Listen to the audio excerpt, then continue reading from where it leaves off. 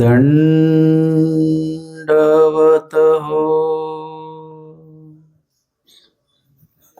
आजच्या दृष्टांत निरूपणाच्या सत्रामध्ये आपण 53 क्रमांकाचा कुष्टियाचा दृष्टांत श्रवण करणार आहोत. अंगवी जैसे काही नाही पा, परी केवळ अन्यताची पुरे.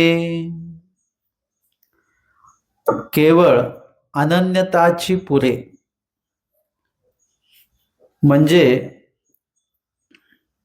आधीच्या दीक्षित कन्येच्या दृष्टांतामध्ये आपण श्रवण केलं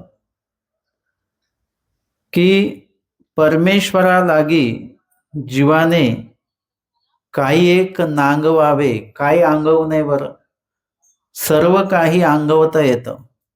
म्हणजे त्या ठिकाणी परमेश्वरासाठी आपण हवी ती जी जबाबदारी आहे, जी काही जबाबदारी पडलेली आहे, जे काही आपल्याकडे सेवा आलेली आहे, ती किती कठीण असो काय असो, ती आपण स्वीकारली पाहिजे.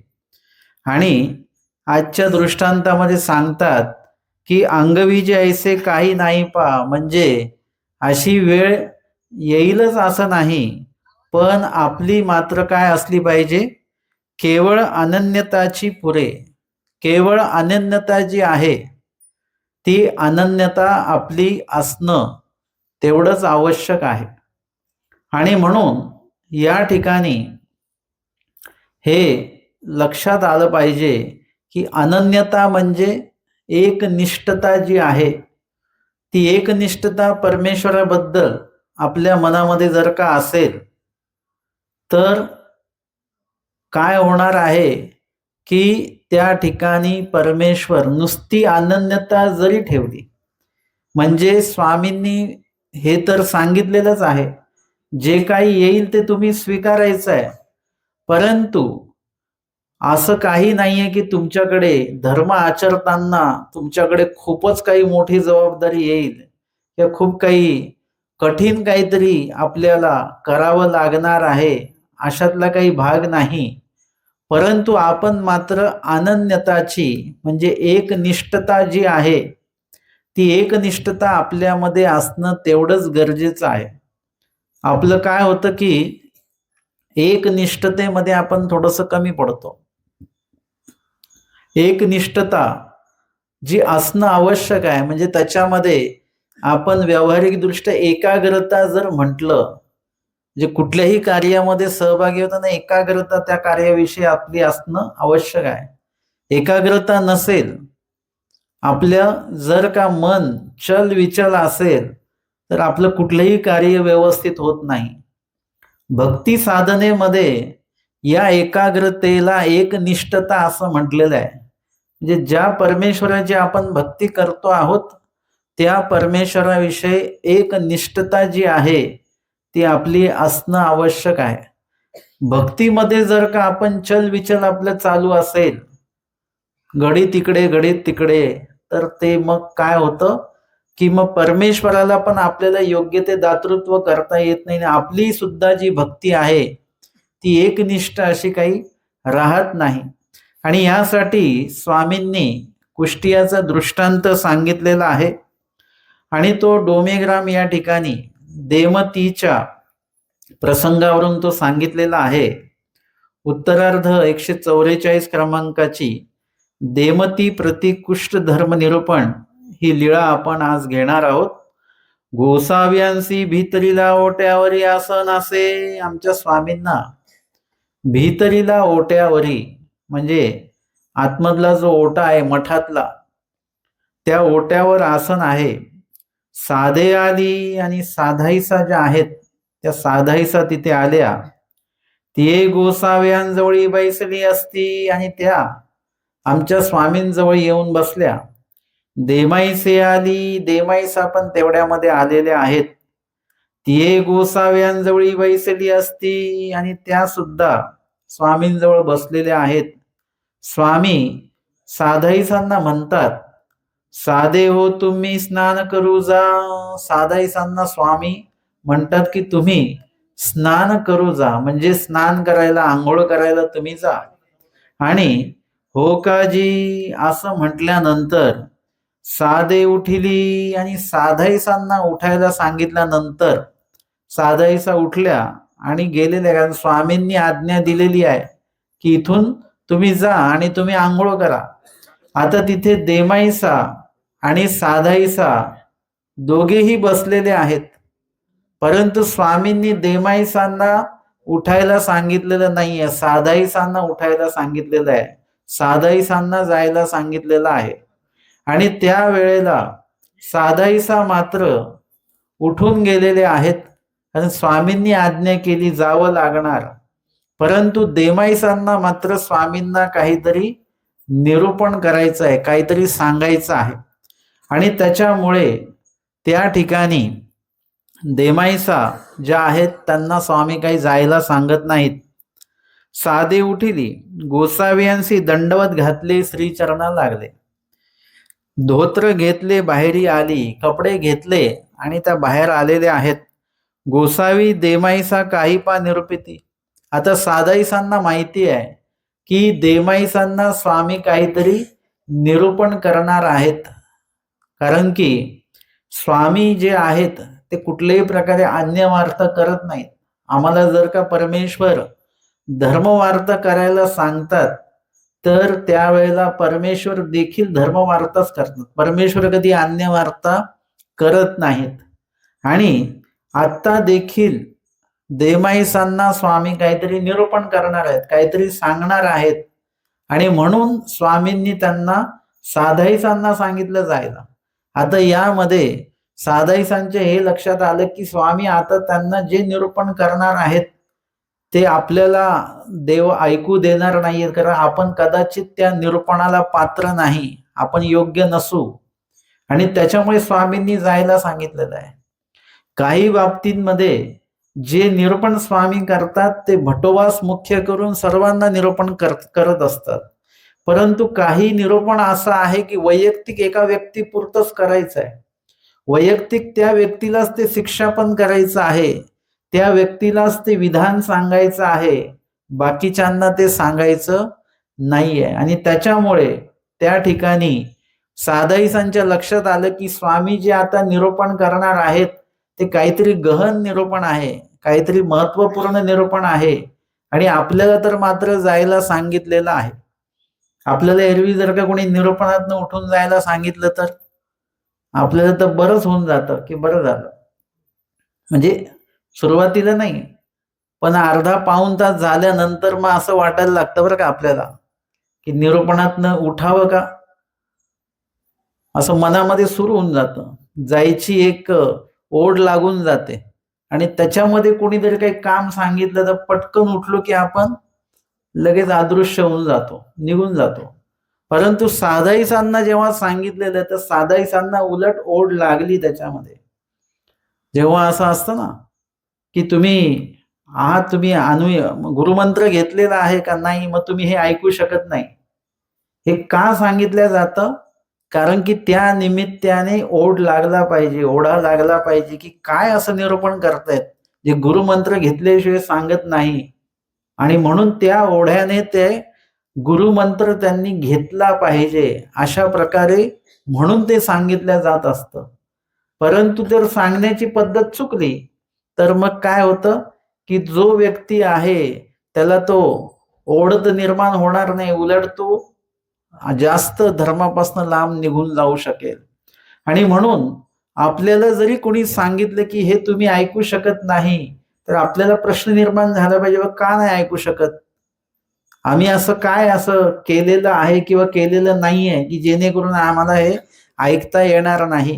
गुरुमंत्र घेतलेला नाहीये, मग तो गुरुमंत्र द्या आम्हाला, पण आम्हाला हे ऐकायचं आहे. म्हणजे निरूपण जे आहे, शास्त्र जे आहे, ज्ञान जे आहे, त्याच्यापासून आपण स्वतःला वंचित ठेवायचं नाही. ते ज्ञान श्रवण करायचं, ज्ञान हे ऐकायचंच. आपण ज्ञानापासनं नेहमीच लांब पळतो. कधीपासनं? हे आतापासूनची गोष्ट नाही आहे, ही लहानपणापासूनची गोष्ट आहे. शाळेत नेलं आपल्याला, आपण सहज गेलो का शाळेमध्ये? नाही, शाळेमध्ये जाताना कधी कधी काही मुलं तर अशी, त्यांना दोन दोन लोक असं उचलून न्यावं लागायचं त्यांना. रडारड काय, आदळा आपट काय, सगळं काय. म्हणजे तेव्हापासूनच ज्ञान घ्यायला जायचं म्हणजे जबरदस्ती आपल्याला न्यावं लागायचं. तरी सुद्धा तिथे गेल्यानंतर आनंद नाही, काहीच नाही. तिथे पण तसंच नाराजी नाराजी नाराजी. तिथून जी सवय लागली ती आतापर्यंत आपली कायम आहे. ज्ञान ऐकायचं म्हटलं की आपल्याला आपले पावलं तिकडे वळतच नाहीत. कारण की काय आहे की आपण आपल्या देहाला, आपण आपल्या जीवाला तशा प्रकारची सवय लावून ठेवलेली आहे. आणि आपल्याला जर कोणी काही चांगलं सांगायला लागलं तर आपली ऐकण्याची मनस्थिती नसते बरं का. आपण लगेच म्हणतो हो माहिती आहे, आम्हाला पण माहिती आहे. म्हणजे तो माणूस जर का ज्ञान सांगतोय, चांगलं सांगतोय, तुमच्यामध्ये सुधारणा सांगतोय, तर ती ऐकण्याची मनस्थिती का नसते आपली? काय होतं म्हणजे ऐकलं तर होईल काय? चांगलंच होणार आहे आपलं. परंतु आपल्याला कुणाकडनं ऐकून घ्यायची सवय नसते. ठीक आहे, वाईट ऐकून घ्यायची सवय नसली चालेल, पण चांगलं पण ऐकून घ्यायची सवय नाही. ही कुठली वृत्ती आहे? वाईट नका ऐकून घेऊ कोणाकडनं. कोणी शिव्या शाप देत असेल तर ते नका ऐकून घेऊ. परंतु कोणी जर का चांगलं सांगत असेल, आपल्या भल्याचं सांगत असेल, तर अशी परिस्थिती असते की आपल्याला येत काही नाही, परंतु आपण मात्र ह्यांच्यापेक्षा कमी नाही, ही एक स्वभावाची बैठक आपली तयार झालेली आहे. आपण कोणापेक्षा कमी नाही. आणि हे आपल्याला हे पण माहिती असतं की आपल्याला ते येत नाही, पण मी कुणाकडनं का ऐकू, हा एक प्रश्न आपल्याकडे तयार असतो. आणि म्हणून ज्ञान ऐकण्यापासून आपण स्वतःला वंचित ठेवत राहतो. आणि त्याला आत्ताच्या भाषेमध्ये थोडा काय म्हणतात त्याला, इगो हा विषय म्हणा. इगो, तो इगो असा एक प्रकार आहे की तो आपल्याला अनेक चांगल्या गोष्टीपासूनच लांब ठेवतो. हा, इगोच्या किंवा अहंकाराची खासियत काय माहितीये का? वाईट गोष्टीपासून तो लांब नाही ठेवत आपल्याला, तो चांगल्याच गोष्टीपासून लांब ठेवण्याचं कार्य करत असतो. आणि म्हणून जेव्हा केव्हा आपल्याला चांगलं कुणीतरी सांगत असेल किंवा चांगलं ऐकण्याची जेव्हा वेळ येईल, तेव्हा निश्चितच ते ऐकून घ्यावं आपण. काही कमीपणा येत नाही आपल्याला. उलट आपण जेवढं काही श्रवण करू ना, तेवढं तेवढं आपल्याला माहिती पडतं. आज दिवसभरात तुम्ही 10 वाक्य ऐकले ज्ञानाचे, तर 10 प्रकारचं ज्ञानातले 10 प्रकार तुमच्याकडे वाढले किंवा 10 प्रकारचं ज्ञान तुमच्याकडे नव्याने तुम्हाला माहिती झालं. म्हणजे ज्ञान वाढलं ना आपलं. जेवढे वाक्य ऐकाल ना तुम्ही ज्ञानाचे, तेवढं ज्ञान तुमचं वाढेल. त्या त्या क्षेत्रातलं ज्ञान तुमचं वाढेल. आणि अध्यात्मातलं ज्ञान जे आहे तेही तेवढंच महत्वाचं आहे. एरवी व्यवहारातलं जे ज्ञान आहे किंवा विविध क्षेत्रातलं जे ज्ञान आहे ते तर जीवाकडे असलंच पाहिजे. परंतु त्या सर्वांसोबत अध्यात्म जे आहे ते अध्यात्म देखील, अध्यात्माचं ज्ञान देखील आपल्याकडे असणं तेवढंच गरजेचं आहे. ज्या वेळेला व्यवहारातलं ज्ञान आपल्याशी थोडंसं, व्यवहारातल्या ज्ञानामुळे जेव्हा आपण थोडंसं अडचणीत येतो, तेव्हा अध्यात्माचं जे ज्ञान आहे त्यावेळी आपल्याला त्या ठिकाणी आधार देत असतं. आणि म्हणून ज्ञान ऐकण्याच्या निमित्ताने कधीही आपला पुढाकार असला पाहिजे. आणि अध्यात्माचं ज्ञान असेल तेव्हा मात्र कधीच आपण मागे आलो नाही पाहिजे. ते ऐकण्यासाठी पुढेच आपण आलो पाहिजे. आणि म्हणून साधाईचा आशय भक्त आहेत स्वामींच्या, की स्वामींनी जरी सांगितलं तुम्ही इथून जा, म्हणजे कंसातले वाक्य काय आहे, तुम्ही हे आता आम्ही ह्यांना जे निरूपण करणार आहे ते तुम्ही ऐकू नका, तुम्ही जा, असं स्वामींचं म्हणणं आहे. पण साधाईचा मात्र तशा नाही आहेत की जा म्हटल्याने लगेच जावा किंवा ऐकू नका म्हटल्याने लगेच ऐकायचं नाही, असं नाही. उलट जा म्हटल्यानंतर साधाईसांच्या लक्षात आलं काहीतरी महत्वपूर्ण निरूपण करणार आहेत स्वामी, आणि ते आपल्याला ऐकायला मिळणार नाहीये, ते देमाईसांना ऐकायला मिळणार आहे. म्हणजे आपल्यापेक्षा देमाईसांकडे माहिती जास्त होईल. नंतर देमाईसांकडनं ती माहिती काढू शकतात ते. परंतु आता आपण आत्ता ऐकलं तर स्वामींच्या मुखाने ऐकणं होणार आहे, आणि नंतर ऐकू ते देमाईसांच्या मुखाने ऐकणं होणार आहे. म्हणून आपल्याला जे ज्ञान आलं पाहिजे ते श्रीमुखाचं असलं पाहिजे. आपल्याकडे जे पण आचरण कोणी करायला सांगतं, आता प्रत्यक्ष तर स्वामी आता इथे नाही आहेत की ते आपल्याला स्वतःहून सांगतील, परंतु आपल्याकडे जे विधी येतात, कोणी जर का सांगितलं हा विधी करा, तो विधी करा, तर कमीत कमी एवढं तरी पाळा की त्याला स्वामींच्या श्रीमुखाचं प्रमाण कुठेतरी असलं पाहिजे. स्वतः स्वामी आत्ता सांगायला नाही आहेत, पण 800 वर्षा पहिले स्वामींनी हा विधी सांगितलाय का आपल्याला? श्रीमुखाने तो आलेला आहे का? परमेश्वर अवताराने ते आम्हाला सांगितलेलं आहे का करायला? एवढं तरी पडताळणी, एवढी तरी तपासणी आपल्याला करता आली पाहिजे. आणि जर का त्याचं उत्तर कुठेच मिळालं नाही, स्वामींच्या श्रीमुखीचं वचन जर का नाही मिळालं, तर तो विधी आमच्यासाठी आचरणीय नाही, स्पष्टपणे. आणि जर का त्या विधीला स्वामींच्या श्रीमुखीचं वचनाचं लीळेचं प्रमाण जर का मिळालं, स्मृती किंवा मार्गरूढी वृद्धाचारामध्ये जरी त्याचं प्रमाण मिळालं तरी ते आमच्यासाठी आचरणीय आहे. श्रुती, स्मृती, मार्गरूढी आणि वृद्धाचार. श्रुती, स्मृती, मार्गरूढी आणि वृद्धाचार असे 4 प्रमाण आहेत. या चारी पैकी कुठलेही याच्यामध्ये जरी प्रमाण भेटलं तरी ते आमच्यासाठी महत्वाचं आहे. आणि या चारीमध्ये जर का तो विधी भेटला नाही तर तो विधी आमच्यासाठी काहीच महत्वाचा नाही. हे प्रत्येक साधकाने हे पडताळून तपासून बघितलं पाहिजे. आणि म्हणून साधाईसा ज्या आहेत त्या साधाईसा ती संधी दवडत नाहीत की स्वामी जे यांना सांगणार आहेत ते आपल्याला देखील ऐकायला मिळालं पाहिजे. आणि म्हणून साधाईसा दारवंडेसी लागून ऐकावया राहिली, म्हणजे दरवाजाच्या बाहेर तर गेल्या पण दरवाजाला खेटूनच बाहेरून उभ्या राहिलेले आहेत की जेणेकरून स्वामी काय सांगणार आहेत ते आपल्याला ऐकायला मिळालं पाहिजे. म्हणजे त्या ठिकाणी ज्ञान ऐकण्याची साधाईसांची जी तळमळ आहे ती तळमळ आपल्याला या ठिकाणी दिसून येते. आणि म्हणून या प्रसंगावरून किंवा साधाईसांच्या कृतीवरून आपल्याला हे लक्षात येतं की ज्ञान जे आहे ते कशाही प्रकारे आपल्याला ऐकायला मिळालं पाहिजे. त्यासाठी ती तळमळ जी आहे ती आपली असली पाहिजे. स्वामी देमतींना म्हणतात, देमती तुम्ही गावासी जा. तुम्ही काय करा? गावाला निघून जा. स्वामींनी त्यांना स्पष्ट सांगून टाकलं.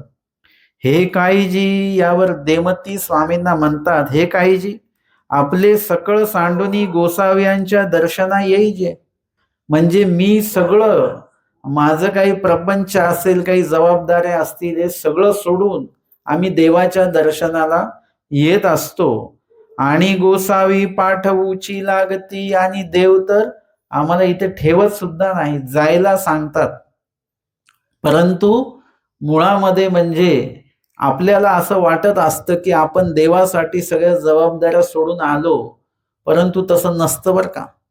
देवासाठी आपण काहीच सोडून कधीच कुठे जात नाही, येत नाही. आपली सर्व कामं आटोपल्यानंतर मग वेळ असेल तसं मग आपण देवासाठी वेळ काढत असतो. एरवी देवासाठी वेगळा वेळ कोणी काढत नाही. एरवी सकाळच्या सत्रात कोणी देवधर्म करत असतील तर त्यांचा वेग बघायचा किती असतो, पटापट पटापट ते आटोपण्याच्या मागे असतो. आपण एक फॉर्मॅलिटी म्हणून आपण सकाळ दुपार संध्याकाळ देवदेव करण्याचा एक फॉर्मॅलिटी करत असतो, फक्त एक विधी करतो आणि तोही विधी औपचारिक विधी असतो. आटोपण्याचा भाग त्याच्यामध्ये जास्त असतो. चांगलं कार्य कधी पण आपण घड्याळ लावून करत असतो बरं का, की एवढ्या वेळच ते करायचं आहे. जसं दंडवत असतात ना, दंडवत किती घातले जातात? 5 दंडवत घालण्याचा विधी आहे. समजा कमीत कमी 5 दंडवत घातले जातात. काही लोक थोडं त्याच्यामध्ये डिस्काउंट घेऊन 2 दंडवताला येतात की 2 घातले तर चालतील ना दंडवत. आम्ही म्हणतो ठीक आहे, चला 2 तर 2 घाला दंडवत. परंतु ते 2च्या ऐवजी कधीच 3 दंडवत घालणार नाही. जे 5 दंडवत घालणारे लोक आहेत ते कधी 6वं दंडवत घालत नाही बरं का. 6वा काय 5.25 दंडवतही घालत नाहीत ते. 5 म्हणजे 5च. म्हणजे त्याच्यामध्ये काय झालेलं आहे की आपण चांगलं कार्य करताना इतकं काटेकोरपणे ते करत असतो की त्याच्यामध्ये अधिक वेळ घालवायचा नाही, अधिक वेळ आपला गेला नाही पाहिजे. अशा प्रकारची वृत्ती आपली असते. आणि एरवी वाईट कामामध्ये आपलं किती वेळ जातो ह्याचा हिशोब कधी आपण करतो का? जे मोबाईल नावाचं यंत्र आहे, ते जर का आपण हातामध्ये घेतलं, तर ते परत खाली ठेवण्यापर्यंत 1 तास असंच गेलेला असतो सहज. तेव्हा आपलं मोजमाप नसतं काहीच. परंतु चांगलं कार्य, नुसतं मी अध्यात्माचं म्हणत नाहीये. चांगलं कुठलंही कार्य करताना मात्र आपण त्याला एक वेळ सीमित ठेवतो आणि तेवढ्या वेळातच ते कार्य करण्याचा प्रयत्न आपला असतो. आणि त्याच्यामुळे त्याच्यातनं जे काही प्राप्त झालं पाहिजे आपल्याला ते प्राप्त होत नसतं. कारण की आपण त्याला एक औपचारिक विधी म्हणून ते आपण करत राहतो. सगळ्यांना फक्त एक डोक्यात टाकलं की सकाळी उठलं की देवाजवळ दिवाबत्ती केली पाहिजे. बस सगळे उठून दिवाबत्ती करतात, झालं. दिवा लावला, अगरबत्ती लावली, झाला. देवधर्म ते ओवाळलं असं की झालं, देवधर्म झाला आमचा. म्हणजे आपल्याला त्यातनं हे लक्षात आलं पाहिजे, आपण प्रपंचातली कुठल्याही जबाबदाऱ्या सोडून देवधर्म करत नसतो. एकाला आम्ही विचारलं, "का हो तुम्ही कधी येत नाहीत मंदिरामध्ये?" ते म्हणे, "कामं असतात आम्हाला." जी कामं असली तरी मग कामं थोडंसं बाजूला सरून यायचं. ते म्हणाले, "देवाने कुठे सांगितलं असं, की घरातले कामं टाकून माझ्याकडे या म्हणून? असं सांगितलं का देवाने?" म्हटलं, "हे तर बरोबर आहे," म्हटलं. "देवाने असं कधीच सांगितलेलं नाही, की तुमची कामं टाकून या. पण कामं आटोपून या हे मात्र देवाने सांगितलेलं आहे. टाकून नका येऊ. पण कामं आटपून तर येऊ शकतो की नाही आपण? चांगल्या कार्यासाठी आपण वेळ देऊ शकत नाही." लोकं भोजनासाठी पण वेळ देता येत नाही. जेवायसाठी वेळ नसतो लोकांकडे. कामामध्ये एवढे गुंतलेले आहेत लोकं, की स्वतःच्या जेवणासाठी म्हणून त्यांना वेळ काढता येत नाही. एकाने सांगितलं, तो कुठल्यातरी कंपनीमध्ये साधा कामगार आहे. तो म्हणतो, की आमच्या जेवणाच्या वेळेला आम्ही बरोबर सगळे कामं बंद ठेवून, आम्ही बरोबर आमचा तो डबा उघडून खाली बसून आम्ही जेवत असतो. पण त्याच वेळेला आमचा जर का मालक आला, तर त्याचं इतकी घाई असते, सगळं तो उभ्या-उभ्याच काहीतरी खात असतो डब्यातलं आणि कामही बघत असतो, त्याला जायचंही असतं. तर तो माणूस म्हणाला, की "या माझ्या मालकापेक्षा मी चांगला आहे, की पोटासाठी कमवतो आणि व्यवस्थित खाली बसून वगैरे मी जेवतो शांततेने. माझी जेवणाची एक निश्चित वेळ आहे. पण माझ्या मालकाची जेवणाची वेळच नाही आहे. त्याला जेवताना सुद्धा खाली बसता नाही येत. त्याला उभ्यानेच पटापट खावं लागतं आणि खाता-खाता बोलावं लागतं, बोलता-बोलता खावं लागतं. म्हणजे कुठे कुठलं का समाधान आहे. म्हणजे आपण आपली जी काही जबाबदारी आहे, ती जबाबदारी आपल्याला आटोपायची आहे. वेळेमध्ये आटपायची आहे. आरोग्यासाठी वेळ द्या, आहारासाठी वेळ द्या, अध्यात्मासाठी वेळ द्या. आपली जी कामं आहे ती वेळेमध्ये आटोपा आणि आटोपल्यानंतर एक जो वेळ आहे, तो स्पेशली आपल्या आरोग्यासाठी ठेवा, स्पेशली आपल्या आहारासाठी ठेवा, स्पेशली आपल्या अध्यात्मासाठी म्हणून तो वेळ ठेवा. राखीव वेळ ठेवा. आपण काही खूप मोठे लोक नाही आहोत, की आपलं नुसतं दिवसभर काम एके काम एके काम असणार आहे. प्रत्येक आपल्या चांगल्या कार्यासाठी आपल्याला आपल्याला स्वतःलाच वेळ तो द्यायचा आहे. नाहीतर मग तो सगळा वेळ नंतर दवाखान्यामध्ये दिला जातो बरं का. लोकं महिनाभर दवाखान्यामध्ये ॲडमिट राहतात. तेव्हा कुठे गेली कामं सगळी वगैरे काही? तेव्हा आपण म्हणतो का, की नाही माझ्याकडे जबाबदाऱ्या आहेत, हे आहे, ते आहे. नाही. म्हणून आपल्याला सर्व क्षेत्रामध्ये समप्रमाणामध्ये योगदान देता आलं पाहिजे, वेळ देता आला पाहिजे. समतोल हा सगळ्या बाबतीमध्ये असणं गरजेचं आहे. जेवढं तुम्ही तुमचं प्रापंचिक व्यावहारिक कार्यासाठी वेळ देता, तेवढाच वेळ अध्यात्मासाठी द्या, आहारासाठी पण द्या आणि आरोग्यासाठी पण द्या. सगळीकडे समतोल वेळ आपल्याला देता आला पाहिजे. परंतु देवमती इथे काय म्हणतात, की आम्ही देवासाठी सगळं सोडून आलो. परंतु मुळामध्ये तुम्हीच विचार करून बघायचा, आपण सगळं सोडून देवाकडे कधी जात असतो का? कधी जात नाही. आपण म्हणतो, की आमचं सगळं आटपलं तर आम्ही येऊ. आणि मग त्या वाजता काही जमणार नाही. आम्ही थोडा अर्धा तास नंतर येऊ प्रवचनाला. निरूपण किती वाजता चालू होतं? तर निरूपण चालू झाल्यानंतर मग घरातनं निघायची तयारी करायची आणि मग निरूपण संपता संपता पोहोचायचं. म्हणजे सगळं आवडी असेल तर मग ती सवड निघते असं म्हणतात. परंतु आवडही नाही आणि सवडही नाही काढायची. म्हणजे इथे आपण देवासाठी काहीच सोडत नसतो. परंतु सर्वासाठी मात्र देव आपण नेहमी सोडत असतो. आणि म्हणून स्वामी म्हणतात त्यांना, की तुम्ही गावाला जा. ते म्हणतात, देवा आम्ही तुमच्यासाठी सर्व सोडून इथे आलो आणि गोसावी आम्हाला सन्निधानी राहू देत नाही. काही अर्थनिरूपिती ना आणि काही निरूपण देखील करत नाही. हे कधी आपण तक्रार जेव्हा आपण करतो त्यावेळेला आपण त्या तक्रारीमध्ये हा विषय असतो, की आम्हाला कधी काही ज्ञान सांगत नाही. पण ज्यावेळी ज्ञान सांगितलं जातं त्यावेळी मात्र आपण ते ऐकण्याच्या मनस्थितीमध्ये नसतो. आणि ज्या वेळेला ते ज्ञान सांगितलं जातं त्यावेळी आपण ते ऐकत देखील नसतो. आणि ते ऐकलं तर ते लक्षात ठेवत नसतो. लक्षात जरी ठेवलं तरी त्याचं मनन चिंतन किंवा त्याचं आचरण आपण कधी करत नाही. देमतीने लगेच स्वामींकडे तक्रार केली आणि चूक कोणाची काढली? स्वामींचीच काढली. कधी कधी आपण एखाद्याला जर का सांगायला गेलो तर ते म्हणतात, आपण म्हटलो का निरूपणाला आले नाही, तुम्हीच सांगितलं नाही आम्हाला. अरे आम्ही तुमची चूक सुधारतोय आणि तुम्ही आमची चूक काढून राहिलेले आहेत. म्हणजे स्वामी सांगतायत काय आणि त्या देमती जे आहेत ते देवाचीच चूक काढतात. ते म्हणतात, देवा की तुम्ही आम्हाला कधीच ज्ञान सांगत नाही. आता इतर कोणी जर का ज्ञान निरूपण करत नसतील तर भाग वेगळा आहे.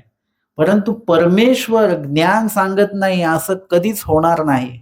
परमेश्वर जे आहेत ते ज्ञान देतात म्हणजे देतातच. आणि त्या ठिकाणी तुमच्या जीवाचं भलं होईल अशा प्रकारचं ज्ञान देतात. नुसतंच काहीतरी अनुपयोगी ज्ञान नाही आहे.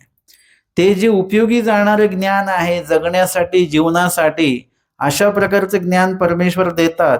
स्वामी म्हणतात, काही होते मा काही सांडिले देमती. ते म्हणतात की आम्ही सर्व सांडून देवाकडे येतो. स्वामी त्यांना विचारतात की काही होते, काय आहे बरं तुमच्याकडे? आम्हा काही सांडिले देमती, आणि काय सांडून आलात बरं? तुमच्याकडे अशी कुठली जबाबदारी आत्ताच्या घडीला, आत्ताच्या क्षणाला, की जे तुम्ही आता इकडे सगळं सोडून आलेले आहेत आणि तुमच्याशिवाय ती कामं सगळी तिकडे अडून पडलेली आहेत? अशी कुठली जबाबदारी तुमच्याकडे आहे की जी सोडून तुम्ही आमच्याकडे आलेले आहात?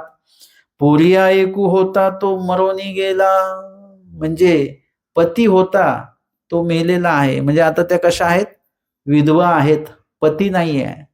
आणि सहजची लेऊ नये नेसो नाहीये. आता जर का आधीच्या काळामध्ये अशी परिस्थिती होती की जर का एखादी स्त्री विधवा आहे तर तिला समाजामध्ये आनंदाने राहता येणं खूप अवघड काम होतं. हसायचं नाही, आनंदी दिसायचं नाही. आणि सहजची लेऊ नये नेसो नये म्हणजे कुठल्याही प्रकारचा अलंकार तुम्हाला धारण करता येतो का? नाही येत. म्हणजे अलंकार तुमचा सुटलेला आहे. देवासाठी अलंकार सोडला का? नाही. वैधव्य प्राप्त झालं म्हणून अलंकार घालता येणार नाही. आता समाज नावं ठेवेल. नेसो नाहीये म्हणजे चांगले वस्त्र नेसता येत नाही. आधी सौभाग्य जेव्हा होतं तेव्हा पाहिजे तसे अलंकार आहेत, पाहिजे तसं वस्त्र आहे, नटणं थटणं आहे. परंतु सौभाग्य गेलं, वैधव्य आलं म्हणजे सहजपणेच अलंकार घालता येत नाहीत. सहजपणेच चांगले जे वस्त्र आहेत ते घालता येत नाहीत. खाऊ नये न्हावू नये म्हणजे चांगलं खाता येत नाही. जर का काही असं फोडणी तोडणीचं वगैरे खाताना दिसलं, मिष्टान्न खाताना दिसलं की लोक नावं ठेवतात बघा. अजिबात ह्यांना दुःख नाही, चांगलं जेवणावर पदार्थावर ताव मारतायत. म्हणजे लोक सतत ते बघत असतात. म्हणजे त्या पत्नीला पती गेल्याचं दुःख आणि बाकीच्यांना कसलं दुःख असतं? ते त्यांना दुःख नाही याचं दुःख असतं. अनेक लोकांना आपण दुःखात नाही याचंच दुःख असतं, है ना? कोणीतरी सरल्यानंतर खूप लोक दारावर जे जातात ते कशासाठी जातात? ते सांत्वन करायला वगैरे जात नाहीत. ते बघतात हे किती रडतात की नाही रडतात आणि त्यांचीही निंदा करतात बरं का इकडे आल्यानंतर, की आम्ही गेलो तर डोळ्यात एक थेंब नाही त्यांच्या. अरे आपण गेलो कशासाठी? रडू नका म्हणूनच तर गेलो ना तिथे. आम्ही तुमच्या दुःखात सहभागी आहोत, दुःख करू नका ह्याच्यासाठीच तर गेलो. आणि ते दुःख करतच नाहीये तर त्याचं परत आपल्यालाच का दुःख होतं देव जाणे. ठीक आहे, काही हरकत नाही, एखादं नसेल रडत तर नको रडू द्या. म्हणजे इत्यादी प्रकारे आपलं वागणं कसं आहे आपल्याला स्वतःलाच कळत नाही. नेमकं आपल्याला अपेक्षित काय आहे? लोकांना सांत्वन करायचं आहे की त्यांना रडताना बघणं आहे, काय नेमकं करायचं आहे? खूप लोक मैतीला जातात ना, तर ते तिकडे तेच निरीक्षण करत असतात. मुलगी रडते का? खास सुनेवर लक्ष असतं, सून रडते का? है ना? कोण कोण रडतं आहे? मुलगा रडतोय का? कोण किती रडतंय? त्याचं सगळं ते गणित हवामान खात्यामध्ये असल्यासारखं सगळे नोंदणी करूनच ते घरी येतात.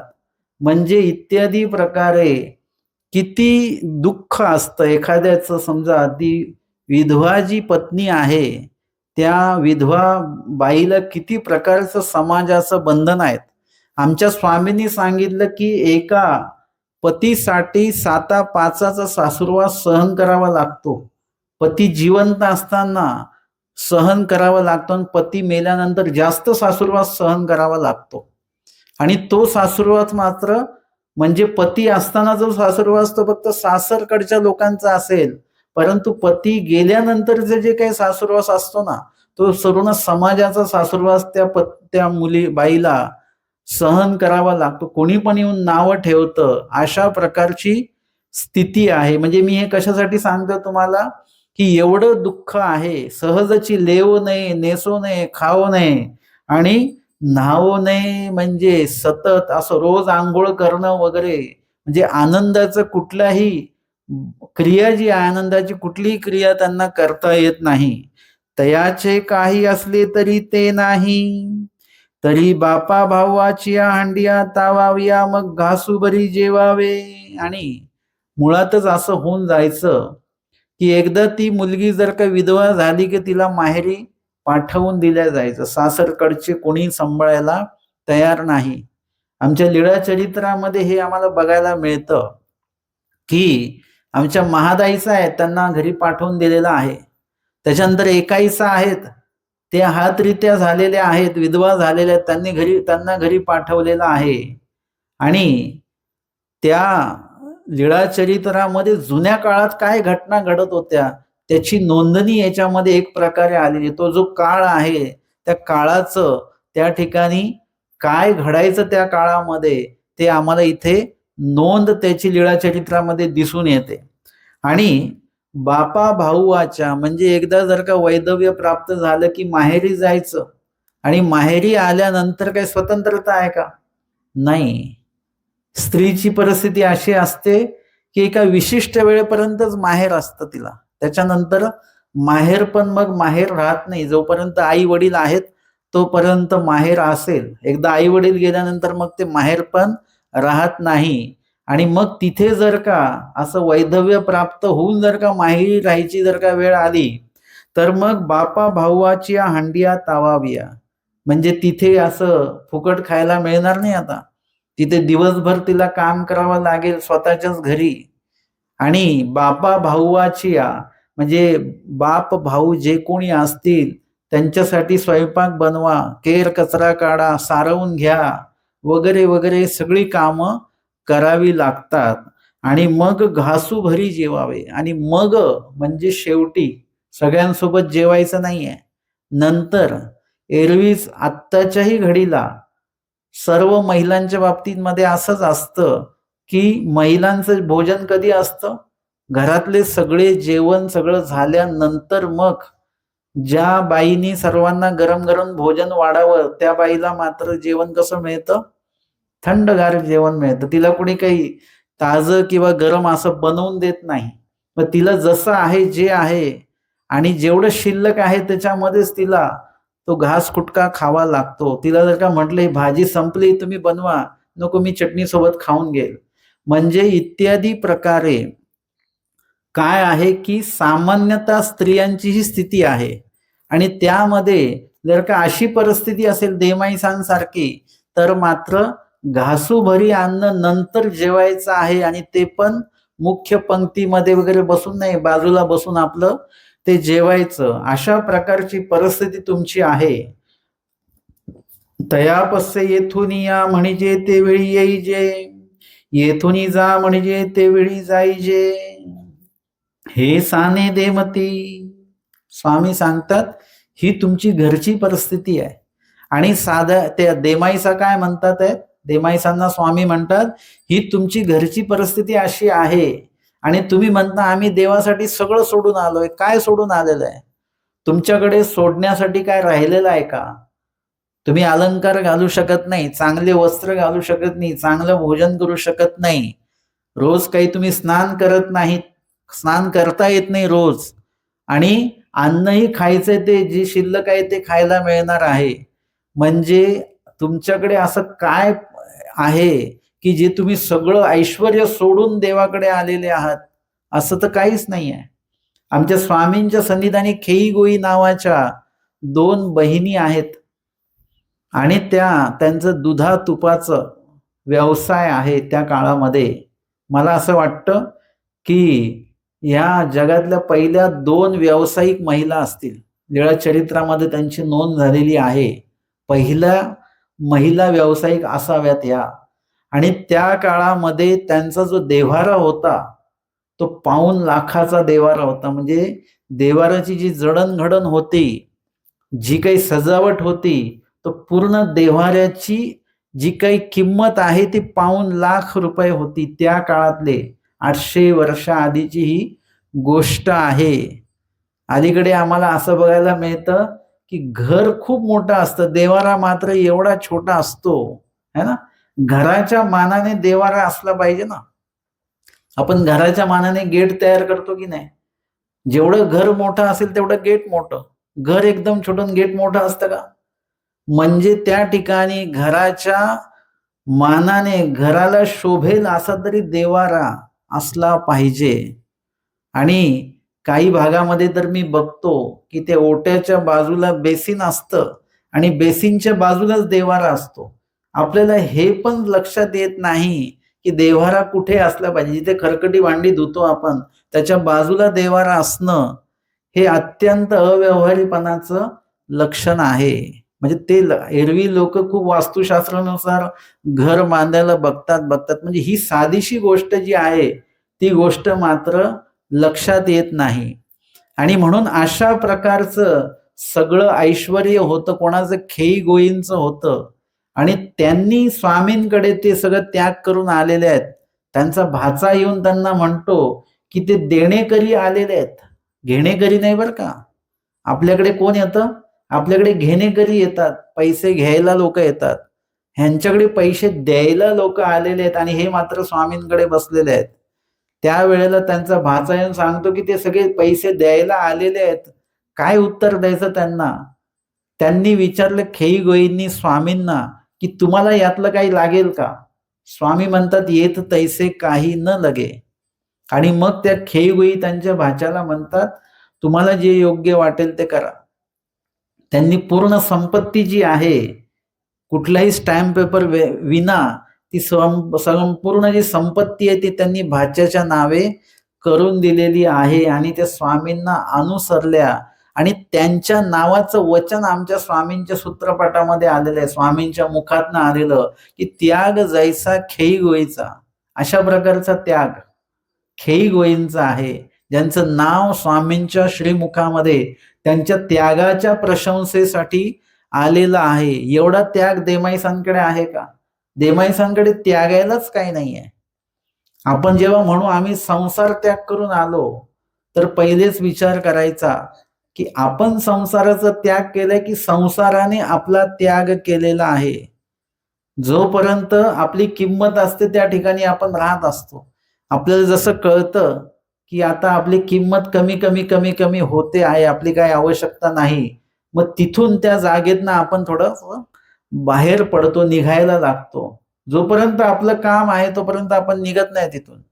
पण ज्यावेळी आपली किंमत शून्य होताना आपल्याला दिसते मग त्या ठिकाणी आपण थांबत नाही, आपण निघतो तिथून. तशा पद्धतीने इथे देमाईसांना मुळातच जिथे ते राहतात तिथे कुठल्याही प्रकारची किंमत नाही, कुठल्या प्रकारचा मान सन्मान नाही. त्यांच्या घरामध्ये देखील नाही आणि समाजामध्ये पण देखील नाहीये. मग स्वामींसाठी तुम्ही असं काय त्यागून आलेले आहात? किती मोठं ऐश्वर्य त्यागलेलं आहे? काहीच तर नाही त्यागलं.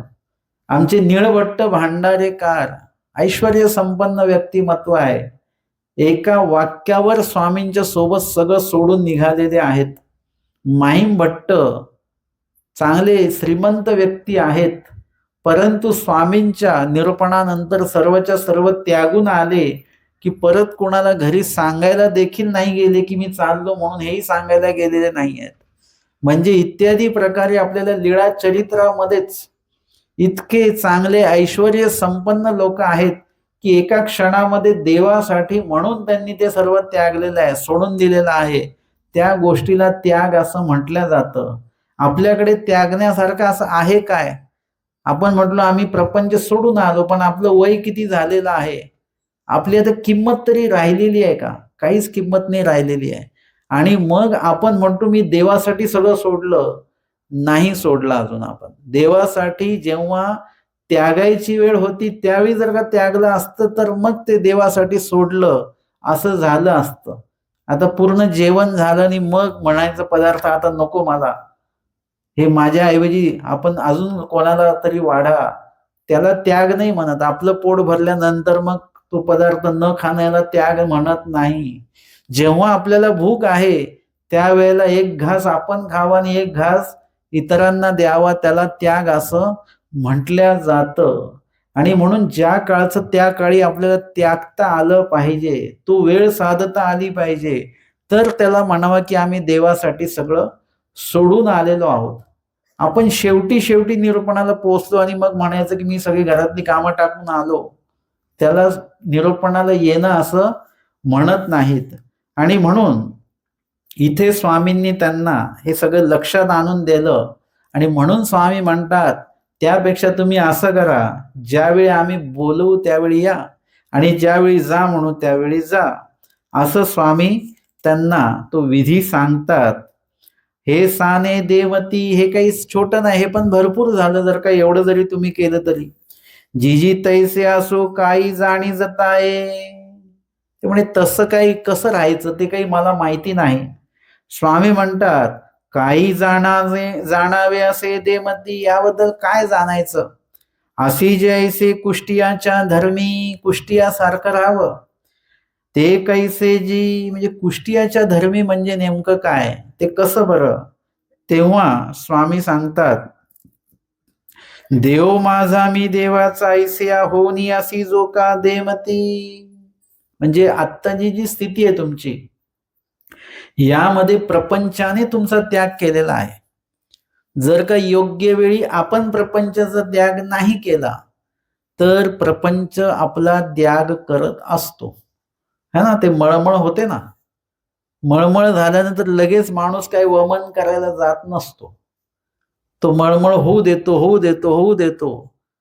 जर का त्यांना मळमळ होते आणि त्यांनी वेळी जर का वमन केलं तर योग्य ठिकाणी ते वमन होऊन जातं पद्धतशीरपणे, नियोजनपूर्वक. परंतु आपण वाटच बघत राहिलो ना की मग एक वेळ अशी येते की वमन करावं लागत नाही. ते वमन मळमळ इतकी मळमळून येतं सगळं काय की एकदम तुम्ही किती थांबवलं तरी ते वमन मग थांबत नाही. म्हणजे आपण त्याग नाही केला तर तो पदार्थ मग आपला त्याग करत असतो. म्हणून वेळेवर आपण एक लक्षात ठेवायचं की एक विशिष्ट वेळ गेल्यानंतर हे कळतं.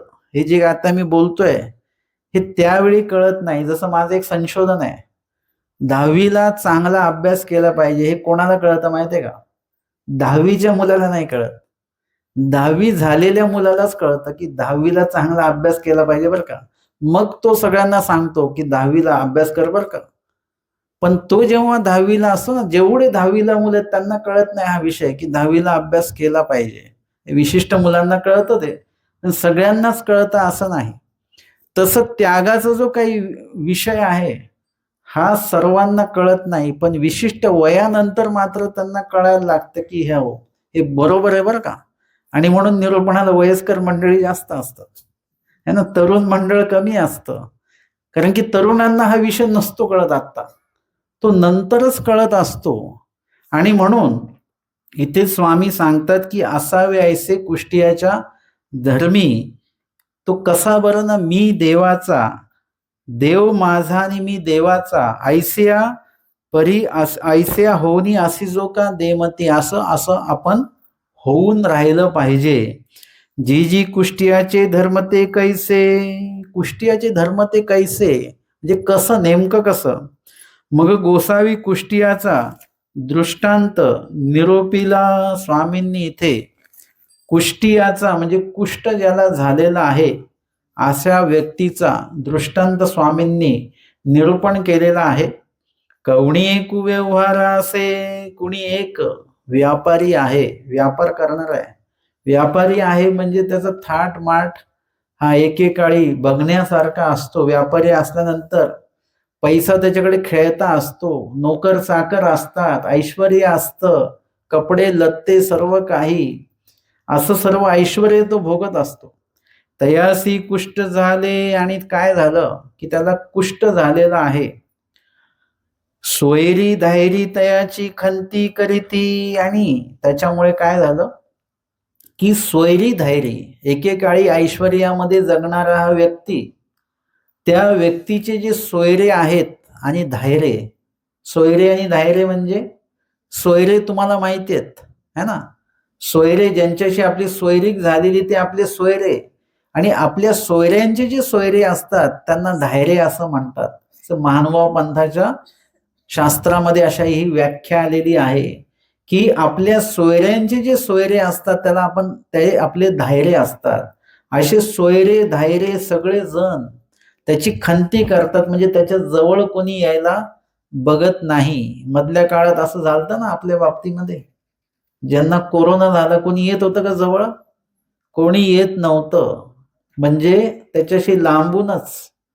तशा प्रकारे कुष्ठ जर झालेला आहे तर आधीच्या काळामध्ये कुष्टियाबद्दल एक हीन भावना लोकांमध्ये असायची. यांनी काहीतरी महापाप केलंय म्हणून ह्याला हे झालेलं आहे, अशा प्रकारची भावना लोकांच्या मनामध्ये असायची. आणि म्हणून मग लोक त्याच्या जवळ येत तर नव्हतेच, पण खंती करीती म्हणजे त्याची याबद्दल राग राग त्याचा करायचे. बाप भाऊ खंती करीती, बाप भाऊ म्हणजे जे मुलं असतील, भाऊ असतील, वडील असतील वगैरे, घरातले सगळेच. बाप भाऊ म्हणजे मोठे भाऊ किंवा बाप आणि भाऊ, असे सगळे जण, अर्थातच रक्ताचे नात्यातले लोक जे आहेत ते देखील काय करतात, त्याची खंती करतात, म्हणजे त्याच्याविषयी राग राग व्यक्त करतात. आणि नंतर तो थुंकी तरी तयाचे पुत्र ब्राह्मणी खंती करीती, आणि तो जर का थुंकला तर काय करायचे की त्याचे जे पुत्र आहेत, त्याचा मुलगा वगैरे असेल, ज्या मुलाला त्यांनी मोठं केलेलं आहे, त्याचं काही पालन पोषण केलेलं आहे, खर्च केलेला आहे त्याच्यावर सगळं, त्याचं आयुष्य घडवण्यासाठी म्हणून वडिलांनी काय काय केलेलं आहे, परंतु तो जर का वडील जर का आता थुंकला, कुष्ठ झालेला वडील, तर तो मुलगा मात्र खंती करतो, रागराग करतो, इथेच थुकावं लागतं का तुम्हाला, कशाला थुकता इथे, असं तसं. आणि ब्राह्मणी खंती करी, त्याची पत्नी जी आहे ती पत्नी देखील त्याची खंती करते, म्हणजे रागराग करते. बाहेरी बैसो ने दिती, म्हणजे त्याला बाहेर बसू देत नाहीत. का? बाहेर बसले तर काय होईल, येणारे जाणारे बघतील आणि तुमच्यामुळे आम्हाला लोक नावं ठेवतील, अशा प्रकारची भावना त्या व्यक्तीबद्दल. विषय काय सुरू आहे, कवणी एकू व्यवहारी असे, म्हणजे व्यापारी आहे हा, कवणे एकेकाळचा श्रीमंत व्यक्ती आहे, फक्त त्याला कुष्ठ झाल्यामुळे त्याच्यावर हे दिवस आलेले आहेत. आणि माया बहिणी म्हणती, आणि माया बहिणी म्हणती, थू मर कोढी मरो का, हे आजुई का जिताय ऐसा उबगला. मग एक दिवशी काय झालेलं आहे की त्याच्या पत्नीनेच, म्हणजे घरातले लोकच त्याची छिछी थुतू करत होते, आणि मग एक दिवशी काय झालेलं आहे की त्याच्या पत्नीनेच त्याच्यावर ती म्हणाली त्याला की थू मर कोडी, म्हणजे ती थुकली आणि तीच म्हटली की थू मर कोढी, तू मर बरं एकदाचा. म्हणजे एका विशिष्ट वेळानंतर आजारी जो व्यक्ती असतो ना, त्याची सेवा करता करता सेवा करणारे सुद्धा एवढे त्रासून जातात की त्यांना मनोमन वाटायला लागतं. ते मुखाने शब्दाने बोलत नसतील, परंतु मनोमन मात्र त्यांना असं वाटतं की बाबा हे लवकर गेले तर बरं होईल. पण त्याला वाक्य काय आम्हाला आता यांचं दुःख भोगवत नाही, खूपच दुःख भोगतायत. म्हणजे त्याच्या पालटाने अर्थ असतो की आता आम्हाला सहन होत नाहीये. आणि एकदा तर ती पत्नी मग थुकली की "थू मर कोडी", म्हणजे त्याच्यावर थुकली म्हणा किंवा "तू मर कोडी", अरे कोड्या तू मरत का नाही? एवढं सगळं होऊन सुद्धा मरून नाही राहिला हा. हे अजूनही का जिताय, अजून सुद्धा कसं काय जिवंत आहे बरं, मेला पाहिजे. ऐसा उबगला. आणि हे सततच ऐकून ऐकून सगळेजण राग करतात. मुलगा राग करतो, पत्नी राग करते आहे. आता ते थुकायला लागले ते आपल्यावर. एवढं सगळं अपमान सहन करत करत करत आता हा शेवटचा टप्पा पर्यंत तो आला. सहनशक्ती संपून गेली आता. आणि मग तो उबगला, त्रासला एकदम. मग गावामागे दुबळेश्वर देव तेच आला. आणि मग आता तो म्हणतो की आता हे घर आपल्याला सोडायचं. जे घर आपण तयार केलं, बनवलं, त्यासाठी खर्च केला, आता त्या घरामध्ये या व्यक्तीला कुठल्याही प्रकारची जागा नाही. आणि त्याला तिथून निघावं लागलं. आणि गावामागे दुबळेश्वरू देव. दुबळेश्वरू म्हणजे जे काही दुबळे लोक आहेत, ज्यांचं कुणी नाही, त्या लोकांना तिथे आश्रय देणारं ते मंदिर आहे. असे अनेक लोक तिथे येऊन थांबतात. त्या दुबळेश्वरांचं ते देऊळ आहे. जी दुबळी लोक आहेत, आर्थिक परिस्थितीने म्हणा, शारीरिक प्रकृतीने म्हणा, जी दुबळी झाली, अशक्त झालेली आहेत, ज्यांचं कुणी नाही, ते लोक येऊन तिथे राहतात. तेथ आला, तिथे तो आला. आणि तिथे जो काही देव आहे, ती जी काही देवाची प्रतिमा आहे, त्या प्रतिमेला तो म्हणतो की देवा तू माझा, मी तुझा. म्हणजे आतापर्यंत देवासाठी वेळ दिला असेल का त्याने? अजून आतापर्यंत देवाला वेळ दिलेला नसणार आहे. कशाला वेळ दिला? व्यापाराला वेळ दिला, व्यवसायाला वेळ दिला, सर्व ओळखीच्या पाळखीच्या लोकांना वेळ दिला, सगळ्यांना वेळ दिला. बरं, या सगळ्या गोष्टीला वेळ देणं हे काही चुकीचं नाही बरं का. तुम्ही प्रपंचात आहात, व्यवहारात आहात, तर या गोष्टीला तुम्ही वेळ दिलाच पाहिजे, हरकत नाही. परंतु त्याच वेळेला मात्र परमेश्वराला वेळ दिलेला नाही, चांगल्या कार्याला वेळ दिलेला नाही, आपल्या प्रकृतीला वेळ दिलेला नाही, आपल्या आत्मशांतीला त्यांनी वेळ दिलेला नाही. बाकी सगळ्यांसाठी त्यांनी आवर्जून वेळ तो दिलेला आहे. आणि मग त्याच्यामुळे काय झालेलं आहे की इतक्या वर्ष, इतक्या दिवस केवळ प्रपंच प्रपंच प्रपंच प्रपंच बस एवढंच करत राहिला. परंतु शेवटी काय झालं? त्या प्रपंचानेच त्याच्यासाठी इतक्या अशा प्रकारे वक्तव्य केलं की तो मानसिक उबगला, या मंदिरात आला. आणि आत्ता त्याला त्याची जाणीव झाली की प्रपंच माझा आणि मी प्रपंचाचा, अशा प्रकारचं जे काही त्याची मानसिकता होती ती आता बदलून गेली. आणि त्या प्रतिमेकडे बघून तो म्हणतो की देवा तू माझा आणि मी तुझा, आता माझं कोणीच नाहीये, तूच माझा आहेस. ज्यांना मी माझं म्हणत होतो त्यांनी मला आता परक केलेला आहे, आता तू माझा आहेस. आणि आतापर्यंत मी माझ्या नातलगांचा होतो, आता मी त्यांना सोडलेलं आहे. आणि म्हणून मी तुझा, तू माझा आणि मी तुझा, असं एक शेवटचं जे वाक्य आहे त्यांच्या मुखातनं निघालेलं आहे. ऐसे म्हणून उंबरा उसिसे करून निजायला, असं म्हणून त्या मंदिराच्या त्या दारामध्ये तो जी काही चौकट आहे त्या चौकटीवर डोकं ठेवून तिथं तो झोपला. पाठी ती आली. आणि नंतर ते जे काही मुलं बाळ आहेत ते बघायला लागले, कुठे गेले बरं वडील. आता तर होते रोज इथेच बसलेले असतात पडवीमध्ये, कुठे गेले काय गेले म्हणून शोधाशोध केली. कोणीतरी सांगितलं त्या दुबळेश्वराच्या मंदिरामध्ये ते आहेत. आणि मग सर्वजण त्या ठिकाणी आले. आणि मग तया ते म्हणे तुम्ही माझी नव्वा, मी तुमचा नव्हे. ते सगळे आले त्यांना घरी घेऊन जायला, की जर का असं सोडलं तर लोक परत नावं ठेवतील, है ना. ते पडवीला बसले तरी लोक नावं ठेवतील, आणि ते घर सोडून गेले तरी परत कोण नावं ठेवणार? लोकच नावं ठेव. लोकांच्याच भीतीने सगळ्या गोष्टी चालू आहेत. की वडील लोक म्हणतील बघा बापाने एवढं कमवून दिलं आणि आता शेवटच्या वेळेला बापाला यांनी सांभाळलं नाही, हाकलून दिलं, काढून दिलं, असं लोक नावं ठेवतील म्हणून त्या भीतीने त्या वडिलांना ते लोक घ्यायला आलेले आहेत. तेव्हा ते वडील जे आहे कुष्ठ झालेले वडील ते त्यांना म्हणतात की तुम्ही माझी नव्हा मी तुमचा नव्हे, आता तुम्ही माझे नाहीत आणि मी तुमचा नाही, आजपासून तुमचं माझं कुठल्याही प्रकारचं नातं नाही. ऐसे म्हणून राहे आणि त्यांनी पाठवून दिलं घरी आणि तो मात्र त्या मंदिरातच राहायला लागला. मग कवणी एकू खापरी भरून अन्न ठेवी. मग आता खाण्याचं कुठे आपण उपाशी राहू शकतो का? आपण कधीच उपाशी राहू शकणार नाही. आपल्याला जे मनुष्य देह मिळालेलं आहे या मनुष्य देहासोबत 2 वेळेचं भोजन याची निश्चिती आपली आहे. किती जरी श्रीमंत व्यक्ती असला त्याला कमीत कमी 2 वेळेचं अन्न मिळतं आणि कितीही गरीब जरी असला, पार रस्त्यावर राहणारा जरी व्यक्ती असला, काहीच नाही त्याचे घरदार काहीच नाही, त्या व्यक्तीलाही कमीत कमी 2 वेळेचं अन्न जे आहे ते मिळतच मिळतं. असं कोणी एकदम रस्त्यावरचा जो भिकारी आहे तो सुद्धा अशी कधी बातमी आली नाही की तो अन्नामुळे मेला म्हणून, अन्न न मिळाल्यामुळे. त्यालाही अन्न मिळतच मिळतं. तशा प्रकारे या कुष्टियाला देखील कोणी ना कोणी मंदिरात जेव्हा यायचे तेव्हा ते काय करायचे, खापरी भरून अन्न ठेवी, खापरी भरून ते अन्न त्याच्या समोर ठेवायचे.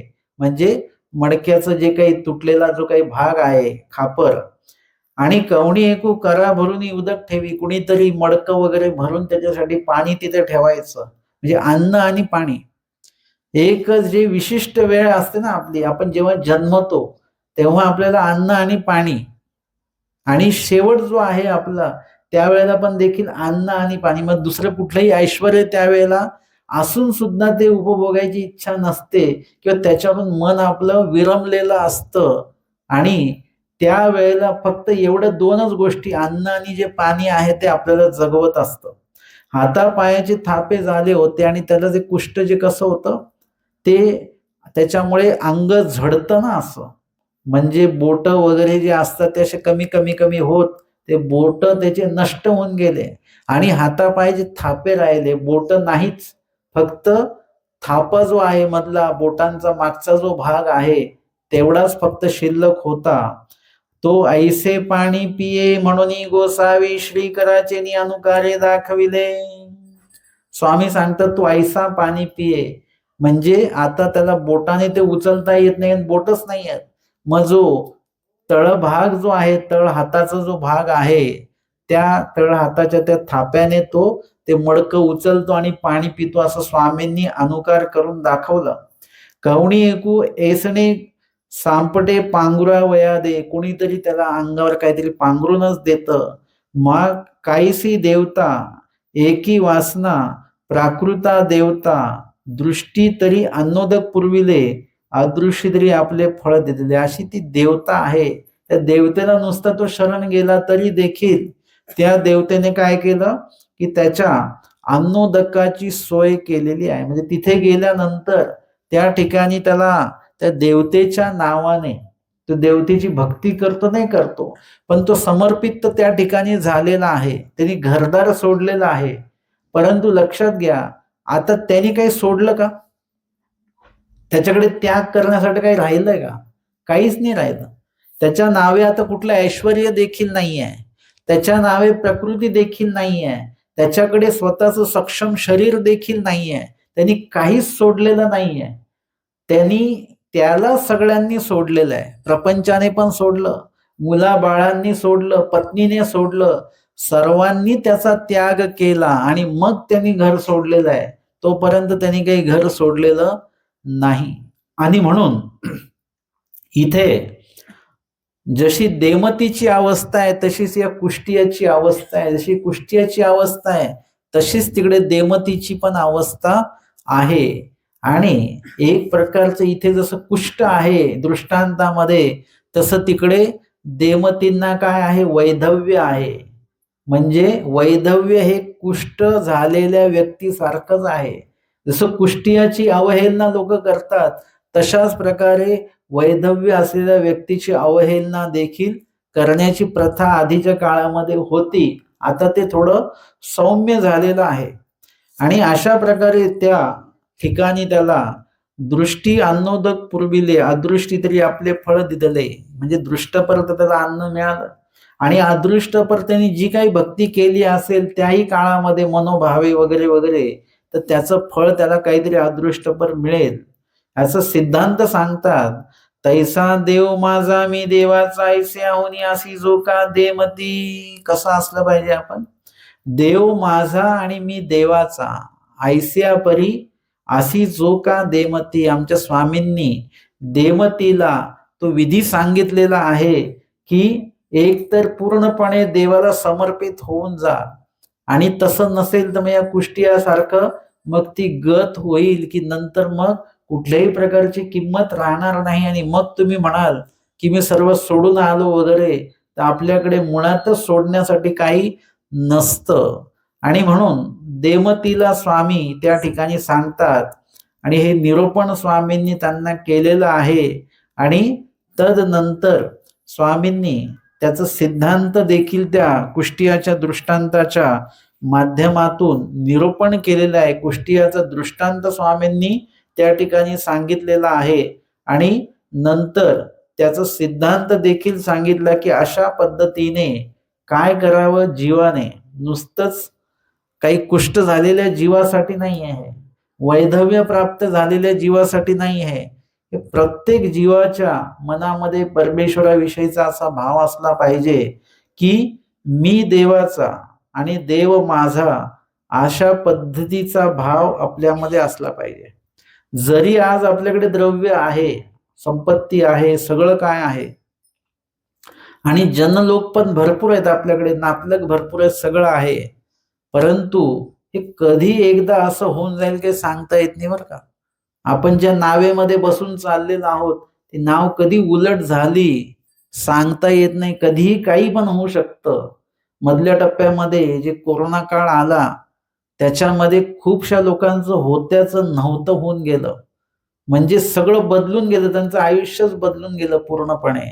तेव्हा कळालं की एखादी लाट अशी आयुष्यामध्ये कुठली पण येऊ शकते की ज्याच्यामध्ये आपलं जे काय ऐश्वर आहे ते शून्य होऊ शकतं. जे आपल्या बाजूने लोक उभे आहेत ना ते आपल्या विरोधामध्ये उभे राहू शकतात. काही पण होऊ शकतं, किती पण वाईट दिवस येऊ शकतात.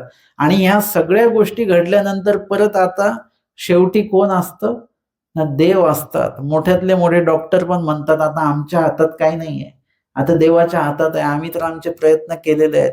तेही म्हणतात की आता देवाच्या हातात आहे. मग शेवटी देवाच्या हातामध्ये आपण आपलं आयुष्य का द्यायचं? सुरुवातीपासून जर का आपण आपलं आयुष्य, आपल्या आयुष्यातले काही निर्णय देवाच्या आधाराने जर का आपण घेतले तर निश्चितच काय होणार आहे की आपलं आयुष्य चांगलं राहणार आहे आणि त्याच्यामुळे आपल्या आयुष्याचा शेवट देखील उत्तम प्रकारचा असणार आहे. आजच्या सत्रामध्ये आपण या ठिकाणी 53 क्रमांकाचा कुष्टियाचा दृष्टांत आणि तत्संदर्भातली देमती कुष्ठधर्म निरूपण ही डोमेग्राम येथील लीळेचं श्रवण आणि चिंतन केलेलं आहे. दंड